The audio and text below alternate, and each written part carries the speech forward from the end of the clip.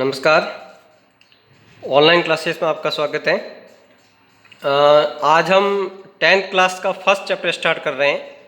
जो बच्चे लगातार हमारे YouTube चैनल के साथ जुड़े हुए हैं और लगातार स्टडी करना चाहते हैं, तो हम 10th RBS से आज से स्टार्ट कर रहे हैं और वो बच्चे लगातार वीडियो को सब्सक्राइब करते रहें और लगातार वीडियो को देखते रहें। इसके ऊपर काफ़ी अच्छा मैटर आपको देखने को मिलेगा और इसका एक्सप्लेनेशन वो काफ़ी अच्छा मिलेगा आपको।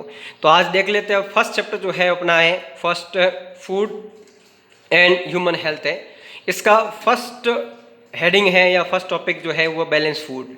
तो हम जानते हैं अच्छी तरीके से कि जो फूड हम एक्सेप्ट करते हैं उसमें कुछ कंपोनेंट्स होते हैं और वो एसेंशियल कंपोनेंट्स जो है वो अगर अवेलेबिलिटी में सही तरीके से चल रहे हैं तो वो हमें एक अच्छा ग्रोथ मेंटली और फिजिकली देते हैं। तो यहाँ पर देख लेते हैं, diet in which carbohydrate, protein, fat, minerals, vitamins, water should be available in sufficient quantity is known as balance food. वापस देख लेते हैं, जो कंपोनेंट्स मेन है वो वापस देख लेते हैं। Carbohydrate, protein, fat, mineral, vitamins and water. तो यहाँ ध्यान रखना, मेनली जो कंपोनेंट है वो है कार्बोहाइड्रेट, प्रोटीन, फैट, मिनरल्स और विटामिन्स। लेकिन वाटर एक प्रकार से न्यूट्रिएंट नहीं है, ये क्या करता है, इन सबको डिसोल्व करने का काम करता है, बट ये एसेंशियल है। हम जानते हैं मेटाबॉलिक एक्टिविटीज़ जो है वो कैटाबॉलिक और एनाबॉलिक के फॉर्म में होती हैं और वो कंप्लीट कौन करवाता है, वो वाटर करवाता है। ओके, ये तो डेफिनेशन किसकी हो गई, बैलेंस फूड की। नेक्स्ट ले लेते हैं अपन, वो है मेल न्यूट्रिशन। तो अगर हमारे फूड में जो कंपोनेंट अभी अपन बैलेंस फूड में देखें उनमें से किसी भी एक की कमी हो जाए या एक की डेफिशिएंसी हो जाए तो उसके कारण मेल न्यूट्रिशन देखने को मिलता है। तो क्या है, देख लेते डेफिनेशन। इफ वन और मोर न्यूट्रिएंट आर इनअवेलेबल, ठीक है, unavailable for a long period of time then it is called malnutrition. मतलब मेल न्यूट्रिशन में अगर अनअवेलेबल है एक से ज़्यादा न्यूट्रिशन, एक या एक से ज़्यादा, किसी एक की भी कमी हो जाएगी तो उसका भी सिम्टम हमारे बॉडी पर देखने को मिलेंगे। और इसका क्या इफेक्ट पड़ता है अपन देख लेते हैं। The effect of male nutrition is both, किस किस पर पड़ता है वो, फिजिकल एंड मेंटल वीकनेस के फॉर्म में हमारे शरीर में देखने को मिलता है। ध्यान रखना, ये दो तरीके से हमारे शरीर को इफेक्ट करेगा, एक तो फिजिकल और दूसरा कौन सा, मेंटल। ये तो हो गया बैलेंस फूड और मेल न्यूट्रिशन। अब पहुंचते हैं कि कौन कौन से कंपोनेंट हैं जिनकी अनअवेलेबिलिटी होने के कारण हमारे शरीर पर कुछ फिजिकल और मेंटल वीकनेस क्रिएट हो सकती है। फर्स्ट है इसमें विटामिन मेल न्यूट्रिशन। इसका अपन ने एक टेबल के फॉर्म में लिखा है, नंबर, विटामिन्स, डिजीज और सिम्टम्स। तो सीरियल नंबर में फर्स्ट नंबर पर आ रहा है विटामिन ए, जिसका नाम क्या होता है,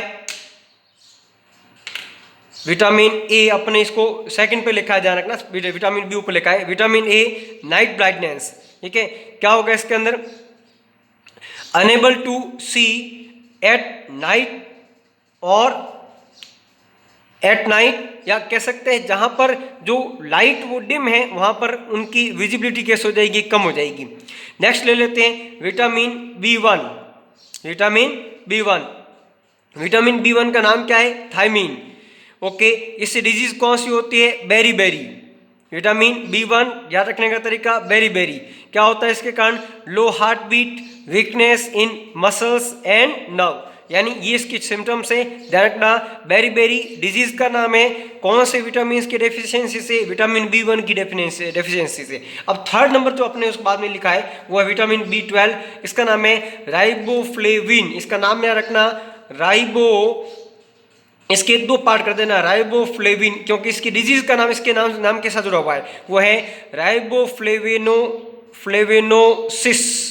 याद रखना, राइबोफ्लेविनोसिस, इसकी डिजीज का नाम इस विटामिन के अकॉर्डिंग ही है। इसके अंदर क्या होता है, सिम्टम्स देखते हैं, memory loss, rupturing around mouth and mouth learning में क्या होती है, रप्चरिंग स्टार्ट हो जाती है, यानी वो दरारें या कह सकते हैं खुरदरे हो जाते हैं। नेक्स्ट देखते हैं, नेक्स्ट है 4th नंबर पे विटामिन B3 जिसका नाम क्या है, नियासिन। इसका नाम इसी मिलता जुलता नहीं है, इसका नाम क्या है डिजीज का, पेलेग्रा। अब होता क्या है इसके अंदर, appearance of dry skills on tongue and skin, यानी ड्राई स्किल्स नजर आते हैं किस किस के ऊपर, टंग पर और स्किन पर। ये डिजीज क्या कहलाती है, पेलेग्रा के नाम से जानी जाती है, पेलेग्रा डिजीज होती है। 5th नंबर पर देखते हैं एस्कॉर्बिक एसिड जिसका नाम है विटामिन सी। क्या नाम है, विटामिन सी। डिजीज का नाम स्क्रबी। अब इसमें होगा क्या, ब्लीडिंग फ्रॉम गम्स, यानी गम से क्या होगी, ब्लीडिंग होगी। एप्रेशंस स्पॉट ऑन स्किन, यानी स्किन पर कुछ स्पॉट्स नजर आएंगे। ओके, 6th नंबर पे जो है वो है विटामिन डी जिसका नाम है कैल्सीफिरोल। क्या नाम है उसका, कैल्सीफिरोल। नाम से पता लग रहा है इसमें कैल्शियम की नेसेसरी हो गया, कैल्शियम असेंशियल होगा। डिजीज का नाम रिकेट्स। क्या नाम है, रिकेट्स। इसका प्रोनाउंसिएशन ध्यान रखना, रिकेट्स है। क्या होगा इसमें, बोन्स ऑफ लेग कैसे हो जाती है, बैंड। कैसे हो जाती है, बैंड। इनवर्स यानी अंदर की तरफ, नी जो है ना वो बेंडिंग हो जाते हैं, इनवर्स बेंडिंग ऑफ नी, यानी घुटने अंदर की तरफ बेंड हो जाते हैं। ओके, ये तो हो गया अपना विटामिन मेल न्यूट्रिशन कंप्लीट। अब अपन ले लेते हैं बैलेंस डाइट का जो सेकंड पार्ट था या सेकंड कंपोनेंट था, प्रोटीन। अगर प्रोटीन की कमी से कुछ या डेफिशिएंसीज कुछ रोग होते हैं तो उनके नाम क्या होंगे या उनके सिम्टम्स क्या होंगे या इफेक्ट क्या होंगे, देखना। पहला इसमें ले रहे हैं क्वास्ची और कोर। याद रखने का तरीका, क्वास्ची और कोर, ठीक है।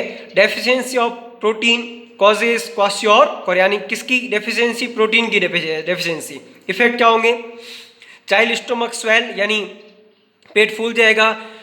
लूजेस एपिटेट, यानी उसका एपिटेट कैसा हो जाएगा, लूजेस हो जाएगा। बिहेवियर बिकम इरिटेटिव, यानी चिड़चिड़ापन उत्पन्न हो जाएगा। स्किन बिकम पहले black dry spotty and start rupturing, यानी स्किन पहले ब्लैक ड्राई स्पॉटी और साथ साथ में क्या हो जाएगा, स्टार्ट रप्चरिंग। ये सब इसके किसके इफेक्ट हैं, ये क्वाशियोरकर के इफेक्ट है। लेकिन ये ध्यान रखना, क्वाशियोरकर सिर्फ और सिर्फ प्रोटीन डेफिशिएंसी के कारण हुआ है, लेकिन इसके आगे का जो है वो प्रोटीन के साथ एक और न्यूट्रिएंट की कमी हो जाती है, वो उसके कारण। नाम क्या दिया इसका अपने, मेरेस्मस। क्या नाम है इसका, मेरेस्मस। मेरेस्मस किसके कारण हो रहा है, deficiency of protein and lack amount of energy, यानी कार्बोहाइड्रेट की कुछ न कुछ कमी के साथ में ये डिजीज होती है। तो ध्यान रखना, प्रोटीन और एनर्जी अगर दोनों की कमी हो जाए तो उसका डिजीज का नाम क्या होगा, मेरेस्मस होगा, वो क्वाशियोरकर नहीं होगा। ओके, इफेक्ट क्या होगा, बॉडी श्रिंक, बॉडी कैसे हो जाएगी, श्रिंक हो जाएगी। बिकम वीक, आई श्रिंक हो जाएगी। डीप श्रिंक और के साथ, आई श्रिंक होने के साथ साथ कैसे हो जाएगी, डीप। बिकम लस्टरनेस, यानी शाइनिंग बिल्कुल नहीं रहेगी, उसके अंदर लस्टरनेस नहीं रहेगी, यानी शाइनिंग कम हो जाएगी। ये इफेक्ट किसके हैं, मेरेस्मस रोग या मेरेस्मस डिजीज के हैं। ये तो हो गया अपना प्रोटीन मेल न्यूट्रिशन कंप्लीट। याद रखना, प्रोटीन मेल न्यूट्रिशन में कितनी डिजीज है, दो डिजीज है, क्वाशियोरकर और मेरेस्मस। याद रखना, क्वाशियोरकर सिर्फ प्रोटीन की डेफिशिएंसी से, लेकिन मेरेस्मस प्रोटीन के साथ एनर्जी की डेफिशिएंसी से होता है। थर्ड पॉइंट ले लेते हैं, mineral mail nutrition. Mineral mail nutrition में अपन ने साथ साथ में लेके अपनी बुक ने उसको अलग अलग लिखा है, लेकिन इसके जो सिम्टम्स या इंपॉर्टेंट फंक्शंस है वो सेम होने के कारण उन्होंने साथ साथ लिखा है। सोडियम और पोटेशियम, सोडियम का सिंबल होता है Na और पोटेशियम का सिंबल होता है K। सोडियम और पोटेशियम में क्या होगा, अगर इसकी कमी से या कह सकते हैं अगर इनकी कमी हो जाए तो बॉडी पर ये कौन कौन से फंक्शन करते हैं उनमें क्या हो जाएगा, डेफिशिएंसी हो जाएगी। ये contraction of muscles, transmission of neural charge, electrolysis of body. बता देता हूँ एक एक करके। सबसे पहले क्या बताया, कॉन्ट्रैक्शन ऑफ मसल्स। हमारी मसल्स जो है वो कॉन्ट्रैक्ट होती है और वो हमारी मूवमेंट को पूरा करती है। इसके अंदर कॉन्ट्रैक्शन के लिए असेंशियल होते हैं सोडियम और पोटेशियम। साथ में ट्रांसमिशन ऑफ न्यूरल चार्ज, यानी एक नर्व से दूसरे नर्व तक इम्पल्स जो है वो इलेक्ट्रोकेमिकल के फॉर्म में ट्रांसमिट होते हैं। उनके लिए एक मेन पाथ जो क्रिएट करते हैं प्लस और माइनस का, ये कह सकते हैं इलेक्ट्रिक करंट का के तौर पर, वो है कौन, सोडियम और पोटेशियम। इलेक्ट्रिक चार्ज के तौर पर करंट के तौर पर नहीं, इलेक्ट्रिक चार्ज के तौर पर जो है वो ट्रांसमिशन होता है किसका, न्यूरल चार्ज का। और बॉडी का इलेक्ट्रोलाइसिस भी मेंटेन रखता है, यानी बॉडी के अंदर आयंस जो है वो सोडियम और पोटेशियम आयंस है वो ब्लड के अंदर हमारा वाटर के साथ डिजोल्व रहते हैं और ये इलेक्ट्रोलाइट करते हैं अपनी बॉडी को, मेंटेनिंग बॉडी बैलेंस। अब ये जानना ये सब क्या करते हैं, इन सब के कारण क्या हो रही है, मेंटेनिंग हो रही है बॉडी का बैलेंस। साथ में पोटेशियम की एक अलग वर्ड लिखा है, ऑपरेट डिफरेंट सेलुलर रिएक्शंस, यानी पोटेशियम जो है हमारे सेलुलर रिएक्शंस को क्या करता है, ऑपरेट करता है। ये तो हो गया कितने, 2 कंप्लीट हो गए, सोडियम और पोटेशियम। नेक्स्ट देख लेते हैं अपन, वो है कैल्शियम और फास्फोरस। तो कैल्शियम का फॉर्मूला होता है वो है Ca और फास्फोरस का होता है कैपिटल P।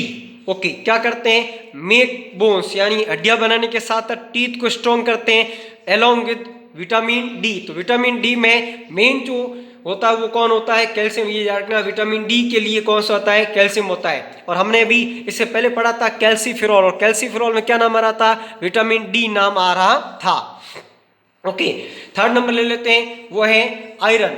अब आयरन जो है हमारी बॉडी में, हीमोग्लोबिन ये है हमारा रेस्पिरेटरी पिगमेंट, ध्यान रखना, रेस्पिरेटरी पिगमेंट HB के नाम से जाना जाता है। ये O2 के साथ और CO2 के साथ बॉन्डिंग करता है। इसका मतलब ये हमारी ऑक्सीडेशन करता है, किसको, टिश्यू तक ऑक्सीजन को सप्लाई करता है और टिश्यू में बनी CO2 को वापस कहाँ तक लेके आता है, एल्वेली जो हमारी लंग्स की यूनिट है वहाँ तक पहुँचाता है। लेकिन हीमोग्लोबिन में हीमो यानी ये जो प्रोटीन है, हिम प्रोटीन जो है ना, वो प्रोटीन किसका बना हुआ है, आयरन का बना हुआ है। ग्लोबिन जो है वो प्रोटीन अलग होता है, लेकिन हिम जो है वो एक मिनरल है जो किसका बना होता है, आयरन का बना होता है। और आयरन का फॉर्मूला क्या होता है, Fe।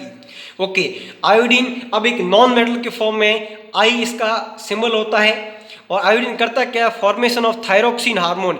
थायराइड ग्लैंड जो हमारी नेक में होती है उसके अंदर एक हार्मोन बनता है जिसका नाम क्या है, थायरोक्सिन हार्मोन होता है। और थायरोक्सिन हार्मोन हमारी मेटाबॉलिक एक्टिविटी के लिए एसेंशियल होता है, एंड मेजर रोल जो प्ले करता है मेटाबॉलिक एक्टिविटी का, वो थायरोक्सिन हार्मोन करता है। और हम जानते हैं इसकी कमी से, अगर आयोडीन की कमी हो जाए तो हमारी गोइटर जो है वो स्वेल हो जाएगी, फूल करके बाहर आ जाएगी, ठीक है, गोइटर के फॉर्म में वो डिजीज आ जाएगी।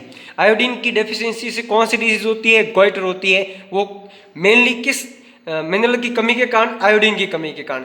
ओके, नेक्स्ट जो है वो हम लेंगे टॉपिक इसके आगे का नेक्स्ट क्लास में। अब तक जितना टॉपिक हुआ है इससे जो संबंधित जितने भी क्वेश्चंस आ रहे हैं बुक में, तो आप NCERT की बुक जो है वो डाउनलोड कर सकते हो। लेकिन RBSC साइट से अब आप इसकी बुक डाउनलोड कर सकते हो, क्योंकि RBSC का भी 10th का सिलेबस चेंज नहीं हुआ है।